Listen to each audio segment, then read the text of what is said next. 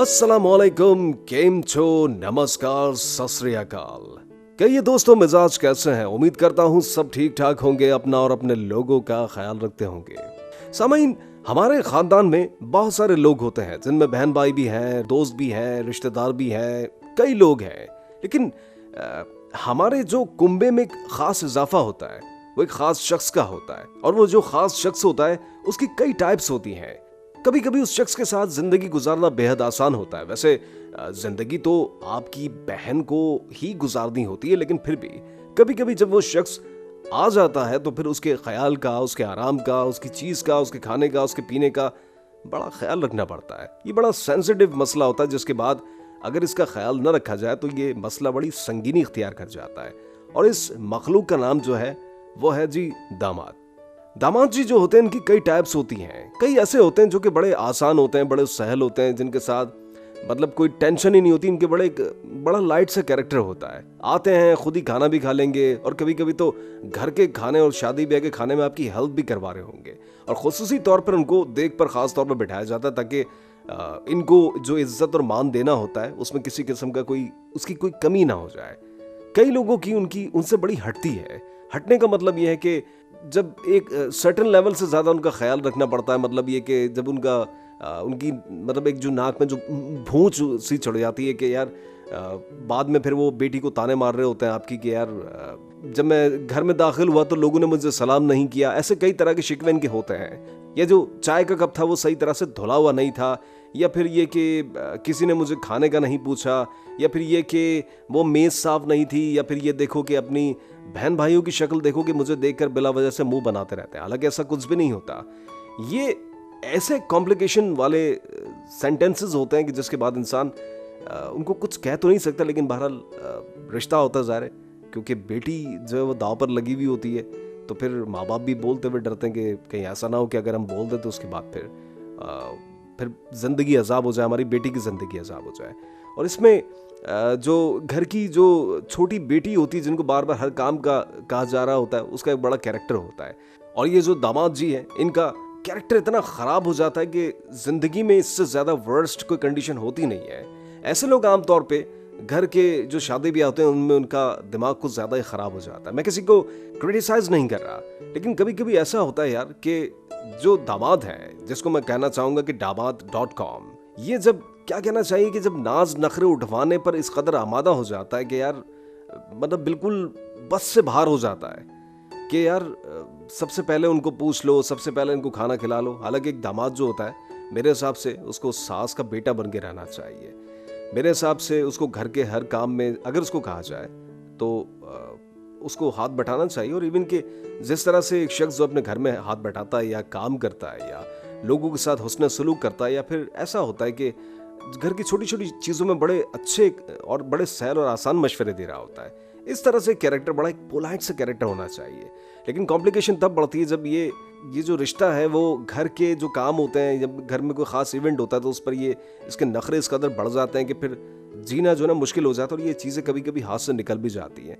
तो ख़ास तौर पे जो वो दामाद जो उठवाने के बड़े शौकीन हैं, वो दामाद जो नखरे उठवाने के बहुत शौकीन है, उनसे मेरी गुजारिश है कि इस चीज़ को ना करें। घर में बिल्कुल नॉर्मल रहें, एक आम इंसान की तरह रहें। देखिए, एक बात ही है कि अगर आपके ससुराल में आपकी इज्जत है तो वो सबसे पहले आप ये रियलाइज कीजिए कि किस बिना पर है। आया ससुराली आपसे डरते हैं या आपके ही किसी अच्छे अमल की वजह से आपकी इज्जत करते हैं? ये खुद ब खुद इंसान को वक्त के साथ साथ उस बात का अंदाज़ा हो जाता है कि अगर मेरे ससुराली मुझे इतनी रिस्पेक्ट दे रहे हैं, मेरे साले मेरे आगे पीछे घूम रहे हैं, या मेरी सालियाँ मुझे पानी का पूछते हुए नहीं थकती हैं, या इसका पहले तदारुक करना होगा, इसको पहले इसका इदराक करना होगा कि जी ये किस वजह से है। अगर तो वो महज इस वजह से है कि आप उस घर के दामाद हैं तो ये तो एक नॉर्मल बात होगी, इसमें आपका कोई कमाल है नहीं। लेकिन अगर ये इस वजह से है कि आपके साबिका कुछ काम ऐसे हैं जिसकी वजह से लोग वाकई में आपकी सच्ची रिस्पेक्ट करते हैं, सिर्फ इसलिए नहीं कि आप उस घर के दामाद हैं, उस घर की बेटी के शौहर हैं, सिर्फ इसलिए ये चीज़ें ना हो, बल्कि इसलिए हो कि आपके अच्छे काम, आपका हुस्न सलूक, आपका पोलाइट लहजा, आपका हेल्पफुल जो बिहेवियर है उनके साथ है, तो इस वजह से वो लोग आपकी इज्जत कर रहे हैं। तो यकीन जानी जब ताल्लुकात दोनों तरफ मुस्तहकम होते हैं और दोनों तरफ से जब ये खुशगवार ताल्लुकात चलते हैं तो ज़िंदगी बहुत आसान हो जाती है। किसी भी घर में एक जितने भी लोग होते हैं उनका बेसिकली एक दूसरे पर ट्रस्ट होता है। तो ये वो ट्रस्ट है जिनका आपके ऊपर है कि आप उनकी बेटी का ख्याल रखेंगे। दामाद साहब जितने भी हैं उनसे गुजारिश कर रहा हूँ कि उनकी बेटी का ख्याल रखेंगे, उनकी हर आसाइश का ख्याल रखेंगे। बदले में जिस तरह से आप ये चाहते हैं कि उस घर की बेटी यानी कि आपकी जो बीवी है वो आपका ख्याल रखे, तो बिल्कुल इसी तरह से जिस तरह से आप चाहते हैं तो आपको भी ख्याल रखना पड़ेगा। क्योंकि ताली जो है वो कहते हैं ना कि एक हाथ से नहीं बजती, ताली जो है ना हमेशा दो हाथ से बजती है। तो कभी आप उनका ख्याल कीजिए, कभी वो आपका ख्याल रखिए। जब उनके घर जाने का इत्तेफाक हो तो कुछ साथ लेकर जाइए और कोशिश करें कि चीज़ों को आसान बनाने की कोशिश करें। ये ना हो कि नाक भूं बना के और चढ़ा के बैठ जाए, उसके बाद फिर वहाँ पे हर शख्स आपकी इस चीज़ को फील करते हुए माहौल को कंजेस्टेड महसूस करे।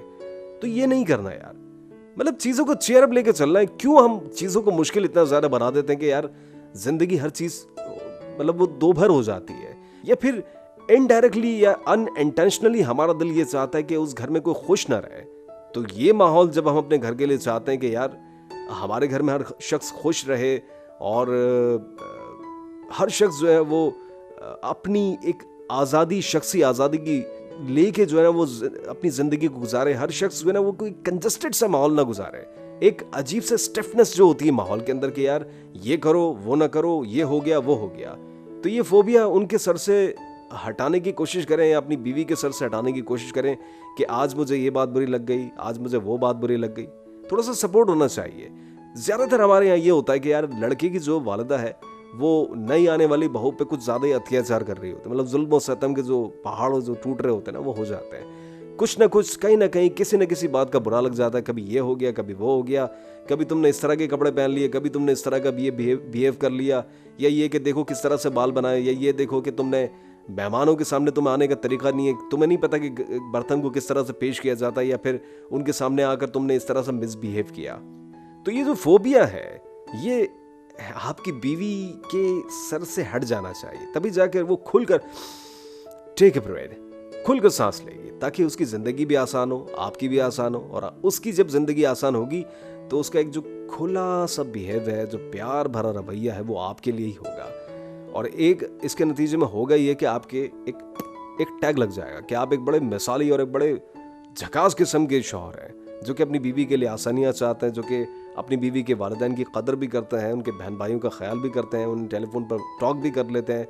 किसी की तबीयत ख़राब होती है तो उसके लिए कुछ लेकर भी जाते हैं, आयादत भी करते हैं। बिल्कुल ऐसे ही जैसे आप अपने घर वालों के लिए चाहते हैं कि आपकी बीवी आपके घर वालों का, आपके बहन भाइयों का, आपके माँ बाप का ख्याल रखे। तो कभी कभी मैं ये नहीं कह रहा कि आप जाके सास के बेटे बन जाए, मैं ये नहीं कह रहा कि आप उनके जाके पैर दबाना शुरू करते हैं। मैं ये कह रहा हूँ कि आसानी से लेके चलिए। अगर कभी कभी फ़ोन पर बात कर ली जाए तो कितना ज़्यादा आसान हो जाएगा। तो ये आसानी अपने लिए भी पैदा कीजिए। जब लोगों से आपका बिहेव अच्छा और इंटरेक्शन अच्छा रहेगा तो ज़िंदगी के अंदर जो है ना वो बदलाव और चेंजेस आप खुद फील करेंगे। ये कभी कभी दिल में फीलिंग आ रही होती है ना कि वहाँ नहीं जाना चाहिए या ये या वो, ये इसलिए होता है कि आपके खुद अपने दिल में शायद इज्जत का जज्बा नहीं है, या सिर्फ इनडायरेक्टली आप ये चाहते हैं कि यार मुझे ही इज्जत दी जाए। देखिए एक बात और इस दुनिया की सबसे बेहतरीन और मुसल्लम हकीकत बताता हूँ कि किसी की इंसल्ट करके या किसी को बेइज्जत करके आप अपने लिए जब इज्जत तलब करते हैं तो दुनिया में आपसे बड़ा बेवकूफ़ इंसान कोई होगा नहीं। तो मेरी स्पीच पे जो है वो बड़ा ज़रा सा ध्यान रखिएगा, ज़रा सा कान धरिएगा। मतलब अगर बात बुरी लग रही है तो फिर आप 2 रोटी ज़्यादा खा लीजिएगा, और अगर आटा बहुत ज़्यादा है तो फिर 4 और 8 भी खा सकते हैं। लेकिन मेरे समझाने का मकसद सिर्फ इतना ही है कि मैं राह रास्त पे ला सकूँ। खुदारा ये मैं हाथ जोड़ रहा हूँ, खुदारा ज़िंदगी को आसान बनाइए, जाइए आइए खुलिए मिलिए। ज़िंदगी कोई ऐसी चिड़िया का नाम नहीं है जो कि पिंजरे में बंद हो गई है। तो खुदारा अपनी बेगम को भी ये रियलाइज़ करवाइए कि वो एक बहुत अच्छे माहौल में आई है। इतने एक नैरो माइंडेड नहीं है कि तुमने ये कर दिया तुम उसके सामने जाओ, तुमने ये कर दिया तुम तो वहाँ चली जाओ, और ये तुमने ये तोड़ दिया, तुमने ये नुकसान कर दिया, तुमने मेरी माँ से इस तरह बात करने की हिम्मत कैसे की। मैं ये नहीं कह रहा कि यार मैं ये भी तरगीब नहीं दे रहा कि जो लड़की है वो आपके माँ बाप की इंसल्ट करना लिटरली शुरू कर दे। मैं ये नहीं कह रहा, मैं सिर्फ इतना से चाहता हूँ कि हर शख्स आपस में एक दूसरे का ख्याल रखना शुरू करे। जब भी जाके Damaad.com जो है उसको रिस्पेक्ट मिलेगी। और मैं ये चाहता हूँ कि आप अपने किसी डर या तज़ब्ज़ुब या किसी इस्तिराबी कैफियत की वजह से किसी से अपनी इज्जत ना करवाएं। लोग आपकी इज्जत सिर्फ इसलिए करें क्योंकि आप बहुत अच्छे हैं, क्योंकि आप बहुत हेल्पफुल हैं, क्योंकि आप उनकी बेटी का ख्याल रखते हैं और हर काम में सबसे पहले आप आगे रहते हैं। लेट भी पहुंचते हैं लेकिन आपकी जो मदद है वो टेलीफोन के जरिए या किसी और तरीके से उन तक पहले पहुंच जाती है। तो वो लोग हमेशा दुनिया में कामयाब रहते हैं जो लोगों के लिए हेल्पफुल होते हैं, आसानियां फराहम करते हैं और लोगों को अच्छे ही ऐसे लोग लगते हैं। क्योंकि ज़माना है मेरी जान, ये बड़ा एक गिव एंड टेक वाला ज़माना है। तो ये ऐड कीजिए कि अब से जो हुआ सो हुआ, लेकिन आगे जाके अपने बिहेव को इतना पोलाइट कीजिए, इतना अच्छा कीजिए कि लोग आपकी मिसालें दें कि जी दामाद हो तो ऐसा। इसी दुआ के साथ कि आप जा रहे हैं, खुश रहें। इंशाल्लाह अगले कल किसी और सेशन के साथ दोबारा मुलाकात होगी। और हाँ जी, एक बात खास तौर पर बताना चाहूँगा कि मेरे इस चैनल को लाइक, शेयर और सब्सक्राइब ज़रूर कीजिएगा और मांगे उस ज़ात से जो किसी की मोहताज नहीं, अल्लाह ने के बाद।